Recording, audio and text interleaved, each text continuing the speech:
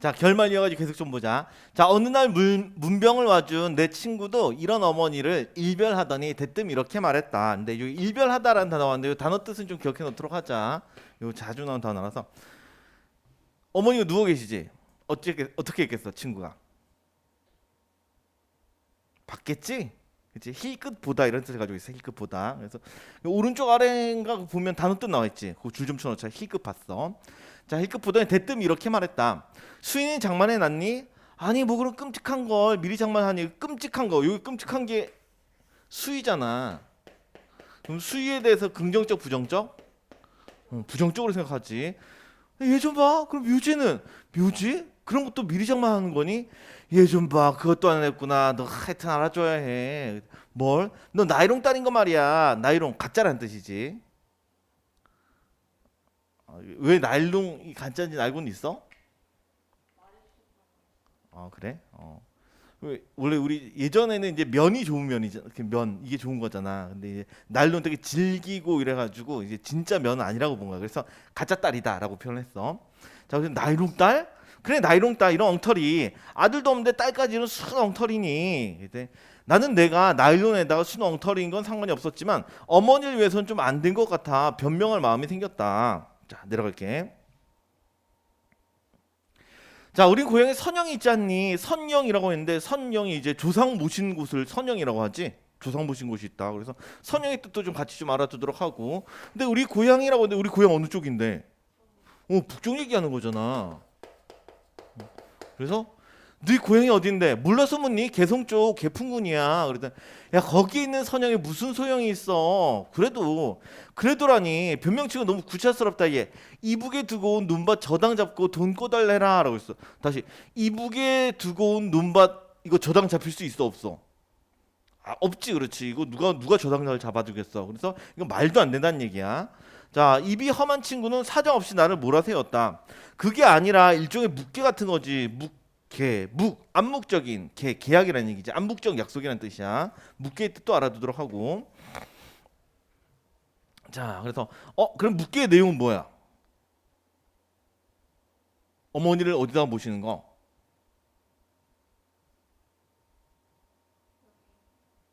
거기.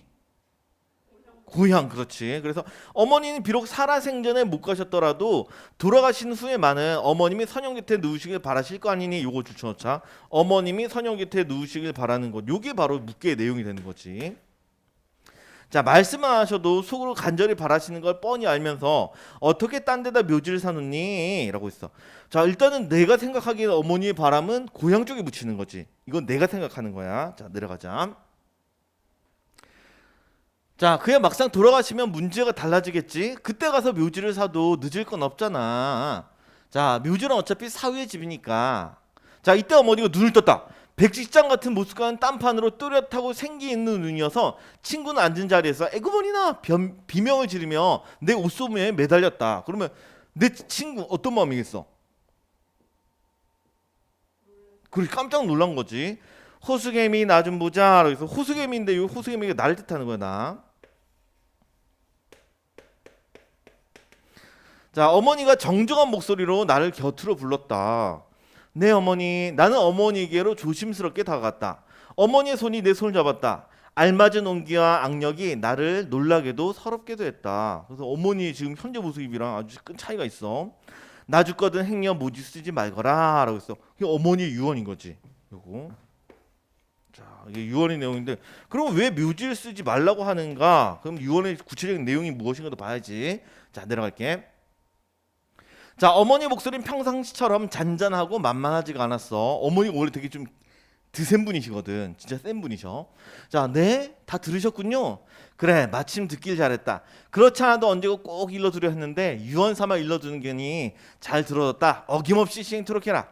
나 죽거든 내가 너희 오래비한테 해준 것처럼 해다오. 누가 뭐래도 그렇게 해다오. 누가 뭐래도 상관하지 않고 그럴 수 있는 건 너밖에 없게 부탁하는 거다. 자, 그러면 도대체 나 죽고 내가 너희 오래비한테 한 게 도대체 무엇인가 또 우리 궁금해. 그래서 우리 이 내용을 또 파악을 해야 돼.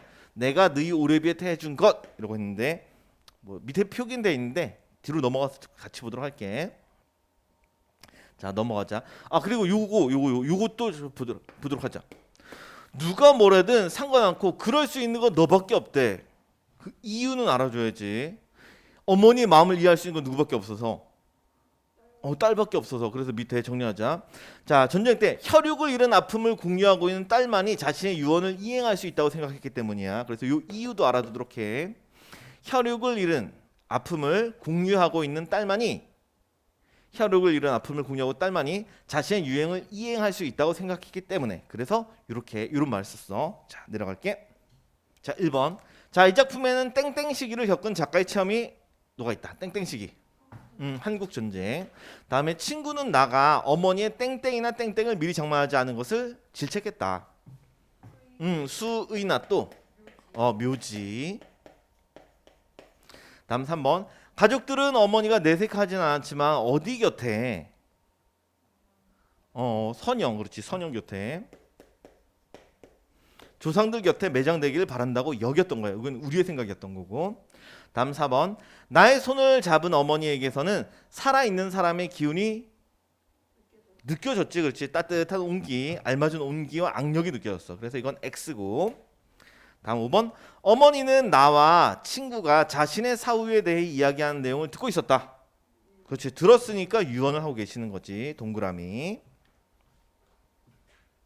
자, 오빠처럼요? 그래, 꼭 그렇게. 그걸 설마 잊고 있진 않겠지? 있다니요. 그걸 어떻게 잊을 수가? 어머니의 손의 악력은 정정했을 때처럼, 아니, 나를 끌고 눅바이 고개를 넘을 때처럼 강한 줏대, 그다음에 고집을 느끼겠다. 자, 요거인데 요거 가로 좀 묶어주고, 나를 끌고 눅바이 고개를 넘을 때처럼이라고 했는데, 요게 바로 이제 일부 얘기야. 엄마의 말투 일부 이야기.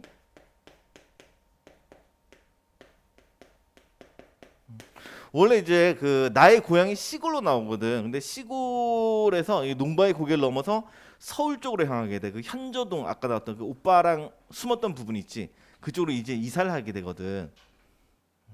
그러니까 어머니가 남편이 과부 신세였어. 과부인데 자식들을 가르치겠다고 시골 댁에서 떠나서 서울까지 혼자 온 거야. 그래서 그때처럼 강한 줏대 고집을 느끼게 된다는 얘기지. 자, 다음 내려가서 계속 좀 읽어보면, 자, 오빠의 시스는 처음에 무악재 고개 넘어 벌판에 반머리에 감회장을 했다라고 했어. 이거 언제적 얘기야? 현재 얘기야, 과거 얘기야? 그렇지, 과거 해상으로 돌아온 거야. 여기서 다시 과거야. 여기 쭉 끊고 여기서부터 과거. 역선의식 구성이란 거 여기 잘 드러났지. 과거. 자, 오빠의 시선 처음에 무악재 고개 넘어 벌판 반머리 감회장을 했던 거야. 제대로 묻지를 못했어. 자, 행여 병사자 취급하듯 형식과 절차 없는 매장이었잖아. 행여 병사자. 뒤에 병사자는 알고 있지? 병사한 사람, 병사자. 행여, 이거 순서 바꾸면 뭐야? 여행이지, 그렇지. 떠돌다가 병들어 죽은 사람, 이런 뜻이야. 단어 어렵지 않지? 외우도록 하고. 행여 병사자. 자, 취급하듯이 형식 절차 없는 매장이었지만 무정부 상태의 텅 빈 도시에서 우리 모녀의 가냘픈 힘만으론 그것 이상은 가능한 일이 아니었다. 무정부 상태의 텅 빈 도시라는 이유는 알고들 있겠지. 우리 전쟁 중이니까 그런 거예요. 전쟁 중.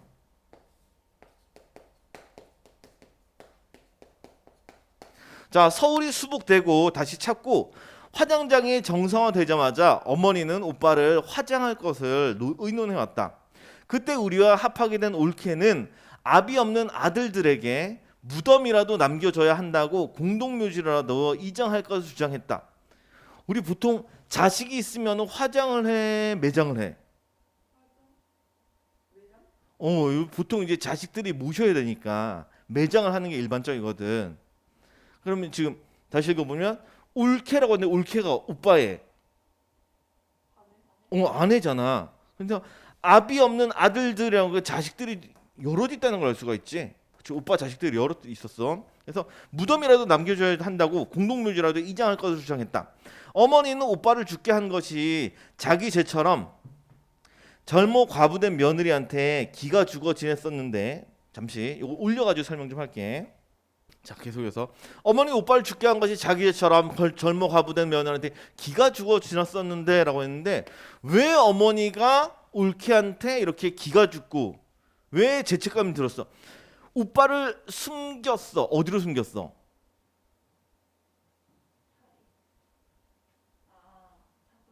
그렇지. 현전동 산꼭대기로 숨겼잖아. 그럼 그 주장을 누가 했겠어?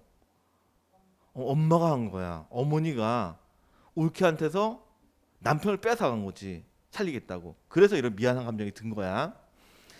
자, 근데 그때만은 조금도 양보할 기세가 아니었다. 남편의 임종도 못 보고 과부가 된 것도 억울한데 그 무덤까지 말살하려는 시어머니의 모진 마음이 야속하고 정 떨어졌으련만 그런 기세 속엔 거역할 수 없는 위험, 그다음 비통한 의지가 담겨 있어.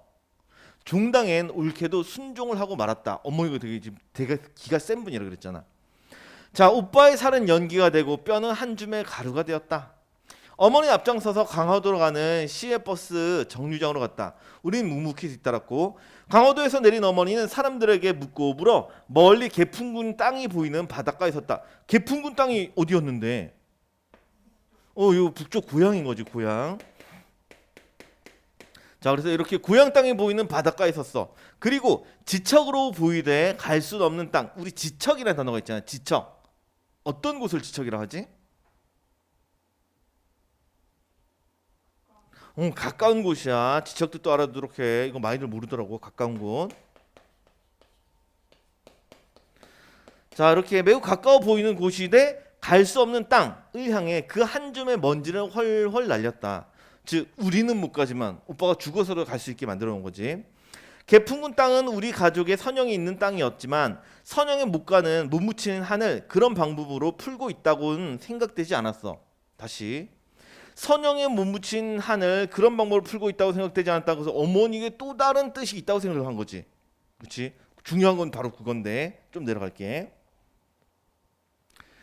자, 어머니 모습에 운명에 순종하고 하늘 지그시 품고 사귀는 약하고 다소가산 여자의 티 이런 건 전혀 없어. 어머니 본래 모습도 아니야. 자, 방금 출전하려는 용사처럼 씩씩하고 도전적이었어. 어머니 되게 강하지. 출전하려는 용사처럼 아주 씩씩하고 도전적인 모습. 자, 어머니는 한 줌의 먼지와 바람으로써 너무도 엄청난 것과의 싸움을 시도하고 있었다. 너무나 엄청난 거 요거 네모 좀 치고 별표 좀 치고. 자, 어머니의 그 한 줌의 먼지와 바람은 결코 미약한 게 아니었다. 그야말로 어머니를 짓밟고 모든 것을 빼앗아간 어머니가 도저히 이해할 수 없는 다음 이거 분단이라는 괴물. 이게 바로 엄청난 것에 해당되는 거지. 그래서 어머니가 오빠를 뿌리는 행위는 무엇을 하는 행위? 분단의 비극에 저항하는 행위에 해당돼. 자, 그래서 이런 분단이라는 괴물을 홀로 거역할 수 있는 유일한 수단이 없다. 자, 또 내려갈게. 어머니는 나더러 그때 그 자리에서 또 그 짓을 하란다. 또 어머니를 그 자리에서 뿌리란 얘기야. 이젠 자기가 몸소 그 먼지와 바람이 될 테니 나더러 그 짓을 하란다. 그럼 어머니가 이제 분단에 직접 정을 하겠다는 얘기지. 죽어서라도. 자, 그 후 30년이라는 세월이 흘렀건만 그 괴물을 무화시키는 길은 정녕 그 집밖에 없는가. 다시 그 후 30년의 세월이 흘렀는데 그 괴물, 분단이란 괴물이지. 이것을 무화시키는 길, 즉 이겨내고 극복할 수 있는 길은 정녕 그 집밖에 없는 것인가. 너한테 미안하구나. 그렇지만 부탁한다. 자, 어머니도 그 집밖에 물려줄 게 없는 게 진정으로 미안한 양 표정이 애달프게 이지러지다. 이거 단어 뜻은 좀 알아두도록 해. 문학에 자주 나온 단어야. 일그러지다는 뜻이야. 일그러지다. 아, 나는 그 짓을 또 한 번 할 수밖에 없을 것 같아. 따라야 될 것 같아. 어머니는 아직도 투병 중이시다. 표면적인 의미 그대로지. 이제 표면적으로 봤을 때는 투병 중인 거야. 아직도 아프신 상태인데 이것이 담고 있는 또 다른 의미가 되게 많이 있어. 되게 중요하거든. 옆에 정리가 돼 있을 거야. 옆쪽으로 바로 넘어갈게. 자, 옆에 투병 중의 의미라고 하는데 어머니 아직도 투병 중이시다. 이 표면적으로 봤을 땐 이거야. 어머니가 다리 부상 후 큰 수술 받고 다음에 아직도 회복되지 않은 상황. 당연히 그거지. 표면적인 의미는 이거야. 근데 거기에 담긴 것은 어머니가 아프잖아. 마음도 아프단 말이야. 그래서 그 마음이 아픈 것의 내용.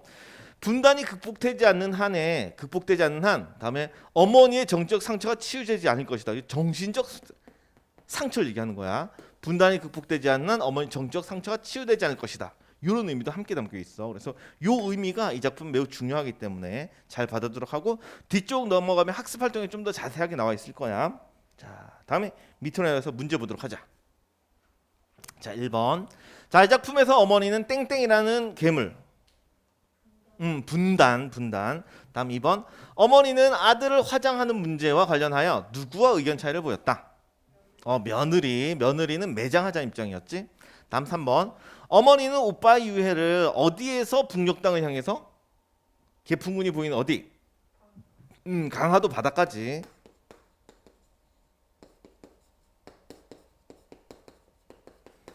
강화도 바닷가에서 북녘 땅을 향해 날려보냈고, 다음 4번 어머니는 자신이 죽은 후에 대한 그 당부의 말을 하며 나에게 미안함을 전했다. 그렇지, 미안하지. 표정도 일그러졌고. 다음에 5번 나는 차마 어머니의 유언을 실천에 옮기지는 못할 것이라고 여겼다. 아니지. 할 수밖에 없을 거라고 생각을 하고 있어. 실제로 결말 부분 넘어가면 다음 부로 넘어가면은 이 유언을 못 지켜. 뒷장 학습 활동 들어갈게. 자, 1번. 자, 다음 활동을 통해 이 소설의 내용 파악해 보자. 자, 1번 엄마의 행위. 그다음에 이에 대한 나의 반응 정리해 보자. 자, 먼저 엄마의 행위. 환각 상태에서 아들을 죽인 인민군 군관을 보고 아들을 살려기 위해서 몸부림쳤어. 그래서 나의 반응.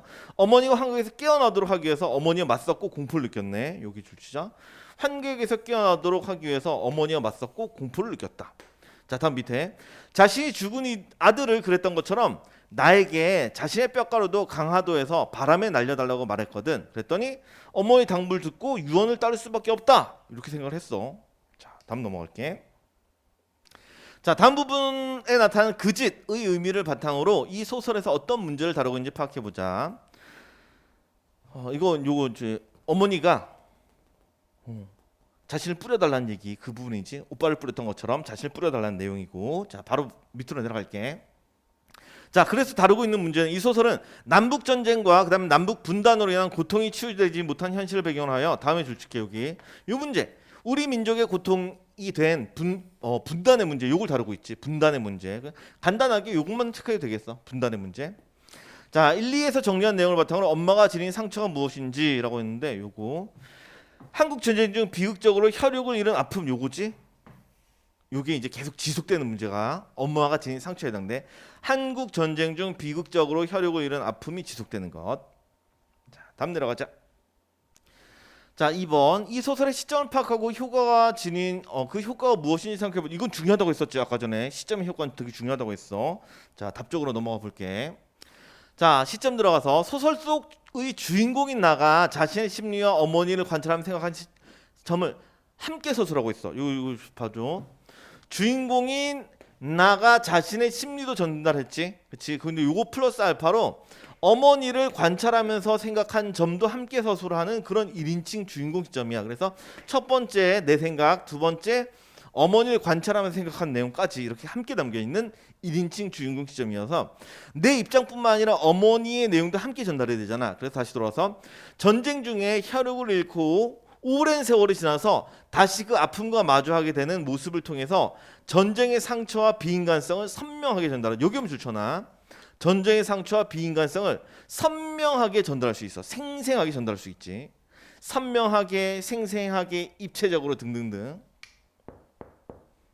그래서 효과, 시점과 효과 같이 좀 기억을 해두도록 하자. 그냥 1인칭 주인공 시점을 통해서 이러면 안 돼. 요 내용과 요 내용이 함께 들어가야 돼. 어머니 내용 꼭 함께 집어넣도록 해. 요거. 자, 아래로 내려가자. 자, 3번. 다음은 연작 소설 엄마의 말뚝의 전체 이야기를 요약한 것이다. 이를 토대로 근거를 들어서 제목의 의미를 해석해 보자. 그래서 엄마의 말뚝이 갖는 의미를 다 외워야 돼. 이게 학습 활동이 다 있단 말이야. 다 외워야 돼. 자, 먼저 엄마의 말뚝이. 자, 나의 가족이 고향을 떠나 서울에 터전을 잡게 된 과정. 그다음에 홀로 두 자녀를 억척스럽게 키워낸 엄마의 모습, 그리고 나의 성장을 그리고 있어. 여기서 핵심은 이거. 서울에 뭘 잡았냐면 터전을 잡았거든. 요 얘기 핵심이야. 서울에 자리 잡는 내용. 다음 2번 넘어가면 자, 안정된 삶을 살아가던 나가 엄마의 다리를 부상을 계기로 한국 전쟁 당시 인민군 군관의 총에 오빠를 잃게 된 참담한 기억을 떠올리면서 엄마를 이해하게 되거든. 여기 줄자. 인민군 군관의 총에 오빠를 잃게 된 참담한 기억. 엄마의 마음에 무엇이 맺히겠어? 자식이 죽었으니 엄마의 마음에 상처, 한이 생기겠지. 엄마의 마음에 말뚝이 박힌 거잖아. 그렇지? 그런 말뚝도 있고. 다음에 생각해보면 이 집안의 가장이 누구야? 이 집안의 가장 누구였어? 오빠 살아있을 때는. 오빠가 그렇지. 집안의 말뚝이거든. 그런 의미도 있는 거야. 자, 조금 더 내려갈게. 자, 엄마의 말뚝 3 끝부분이고 수술 후유증으로 7년을 투병하던 엄마가 화장되기를 바랐던 생존의 소망. 요게 좋죠. 자, 화장되기를 바랐던 생존의 소망 얘기. 요게 핵심이고 이것과 달리 돌아가신 후 서울 근교의 공원묘지에 묻히기까지의 이야기. 어머니의 소망은 안 이루어졌어. 자, 그래서 밑으로 내려서 이거 다 외워둬야 돼. 매우 중요하다 이거. 자, 첫 번째 홀로 두 자녀를 억척스럽게 키워낸 어머니의 의지. 여기 첫 번째. 요게 일부 얘기와 관련 있겠지. 일부 얘기. 일부 이야기라면. 다음에 고향을 떠나 서울에 와서 정착한 삶의 터전. 요것도 일부 얘기지. 다음에 오빠의 죽음으로 인해 어머니 가슴에 맺힌 한. 여기 2부 얘기가 주로 됐지. 2부. 다음에 죽어서라도 분단이라는 비극적 현실과 맞서는 어머니의 의지. 여기 2, 3부에 걸쳐 있어.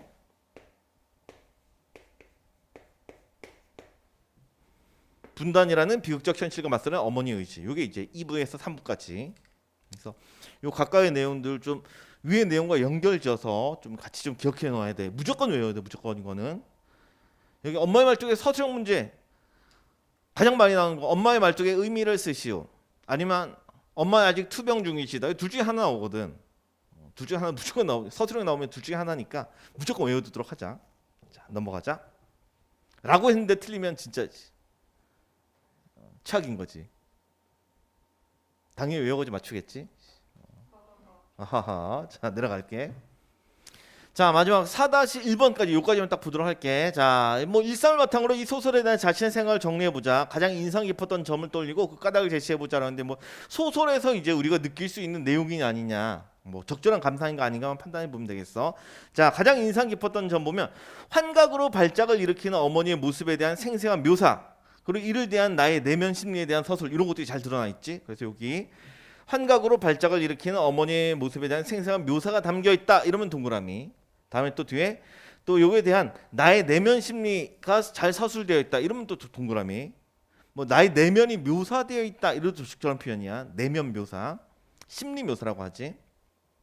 심리에 대한 서술. 뭐 심리 묘사가 나타났다라는 표현을 써도 심리 묘사가 나타났다.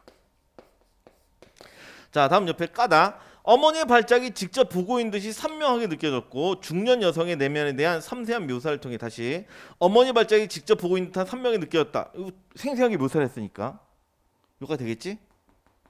다음에 중년 여성의 내면에 대한 섬세한 묘사라고 하는데 여기서 중년 여성은 누굴 뜻하는 거지? 그렇지. 날 뜻하는 거야. 나 호숙이 M이지? 그치, 엄마거든. 그래서 중년 여성에 대한 내면에 대한 섬세한 묘사. 좀 전에 내면 묘사라고 했잖아. 심리 묘사. 자, 이걸 통해서 두 인물이 겪는 고통에 깊이 공감할 수가 있다. 그래서 어머니의 모습을 잘 표현했고 그 다음에 나의 심리도 함께 지해서 거기에 공감할 수 있다. 여기까지만 하도록 하자. 이상.